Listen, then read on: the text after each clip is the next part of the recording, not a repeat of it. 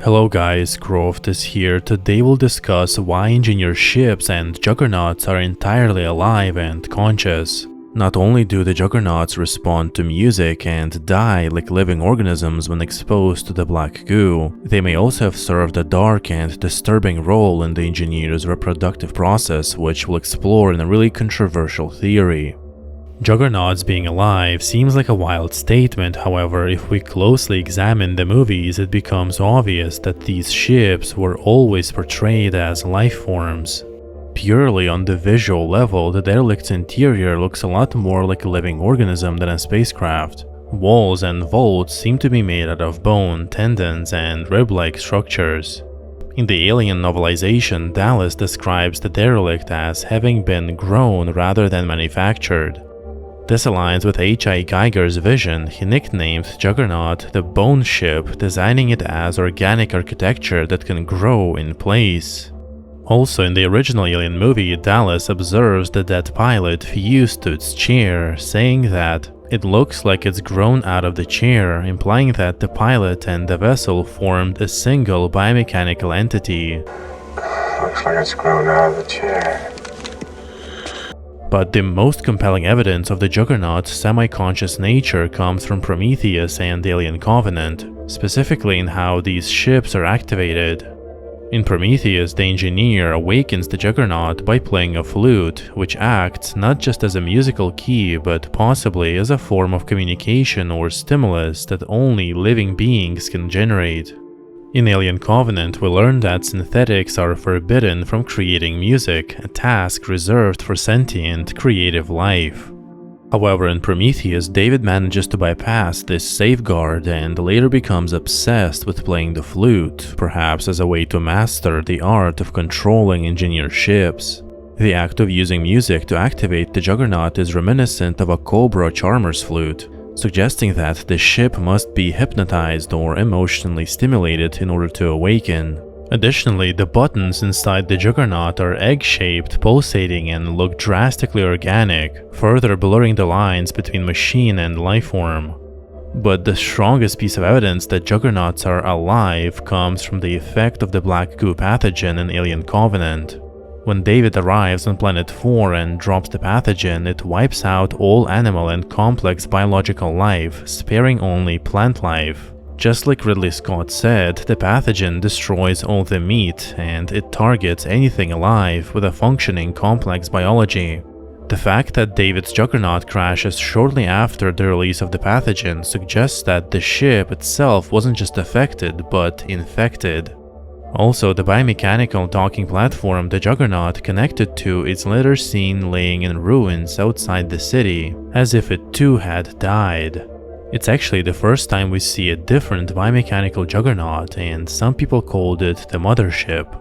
But most importantly, the platform actually reacted to the appearance of the David's ship and automatically docked to it as if it was conscious. There is also a deleted scene in which we see the Covenant crew pass through the necropolis. They look down the giant opening in the middle and we can see multiple Juggernauts stored in there.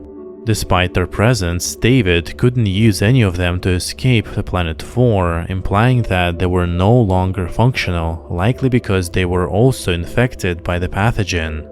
The most overlooked piece of evidence is actually at the end of Prometheus. When the Juggernaut is struck and crashes onto the moon's surface, we hear deep, rhythmic, almost moaning sounds, like a dying creature in agony.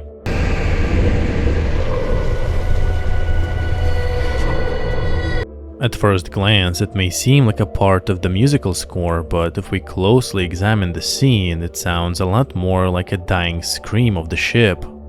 Another interesting detail is the distress signal the Nostromo picked up in the original Alien.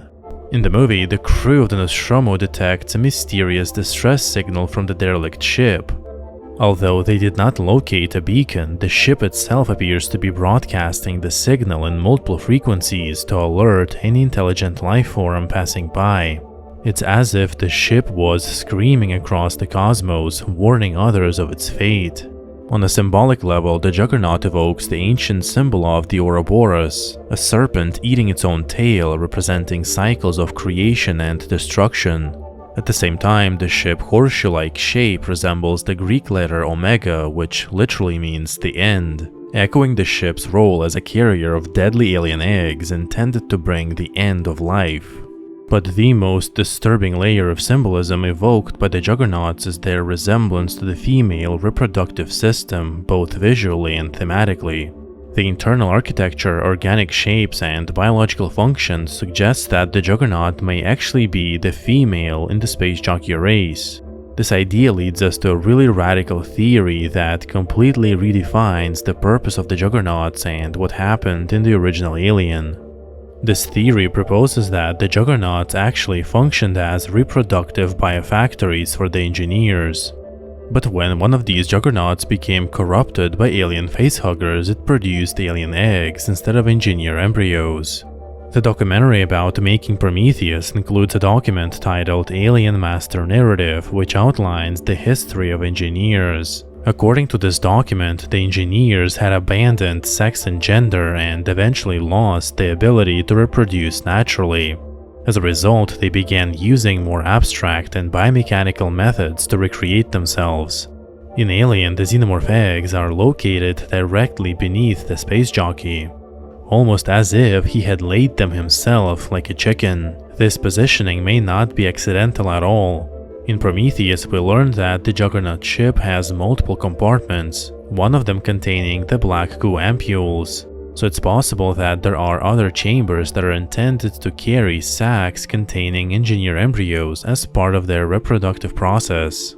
This theory suggests that the Juggernaut may have served as a massive flying reproduction facility, using the black goo combined with engineered DNA, possibly sourced from the pilot himself, to create sacs containing developing engineers. However, when a parasitoid organism like a facehugger infected the pilot, the system malfunctioned. So instead of producing eggs with engineer embryos, it deposited alien eggs. So according to this theory, the Juggernaut's secondary purpose was to distribute eggs containing engineer embryos. But something went catastrophically wrong, either due to the pilot's impregnation by a facehugger or an error in their bioengineering process. The result was the creation of xenomorph eggs. It seems like a wild theory, but what is certain is that the Juggernauts were extremely important to the space jockeys, whether for space travel or for a far more disturbing biological purpose. If we take this idea to the extreme, it's possible that the Juggernauts are not only conscious, but were once female members of the space jockey race, eventually transformed into massive biomechanical vessels through the engineer's own bioengineering and self-experimentation. In many species, males and females exhibit drastic physical differences, and perhaps the engineers evolved or enhanced themselves to such an extent that females and males became almost entirely separate organisms existing in a form of biological symbiosis. But another theory suggests that the space jockey in the 1979 Alien and his ship were not separate entities at all. The ship was a living creature, and that space jockey was effectively a biological component of it. There's an old 80s interview where Ridley Scott and Giger talked about a world where technology is grown, birthed, and the space jockey was part of that ship growing out of the chair. His only function was to be the pilot. This aligns with concept arts that indeed show the space jockey fused to the ship organically. We can also take things even further and theorize that the jockey's ship had a reproductive cycle, and when attacked or in crisis, the ship could generate xenomorph eggs as a defense mechanism. For that reason, the xenomorph and the ship have the same biomechanical, disturbing, and somber aesthetic. Even the corridors of the ship are egg-shaped, as if they were designed to expel giant alien eggs. However, this idea of biological fusion with the Juggernaut is taken to the extreme in the video game Scorn, heavily inspired by Alien and H.I. Giger's disturbing aesthetic. While not officially part of the Alien franchise, Scorn functions almost as a spiritual exploration of the derelict ship from LV-426. The entire game takes place at what unmistakably looks like a space jockey ship, biomechanical structure that is explicitly alive, pulsating, breathing, and incorporating other beings into its flesh-like architecture. According to the developers, Scorn was directly inspired by the Juggernaut ship from Alien, and they intended to explore what it might be like to journey through such a living vessel. So the video game Scorn strongly supports the notion that the Juggernauts are more than just semi-conscious machines. They may be symbiotic organisms that assimilate other life forms into themselves. The walls of Scorn's world are often made of fused bodies, suggesting that both pilot and passengers eventually become one with the ship in the most disturbing way. So this theory suggests that the entire Juggernaut ship in Alien of 1979 may function as a symbiotic organism composed of various life forms that have merged into a single biomechanical entity. The space jockey could have fused with the ship over time, becoming a crucial component of its structure. Similar thing could have happened with the xenomorphs, who normally exist as separate species. But when carried inside the ship, they got merged with the Juggernaut, becoming the ship's defense mechanism.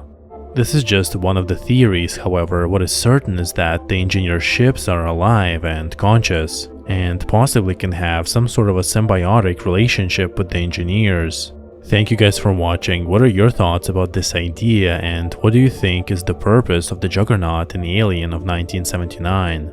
Leave your thoughts in the comments, and don't forget to join the Patreon for extra support. Also, like this video if you enjoyed it, and subscribe to the channel for more content. My name is Croft, and I'll see you in the next video.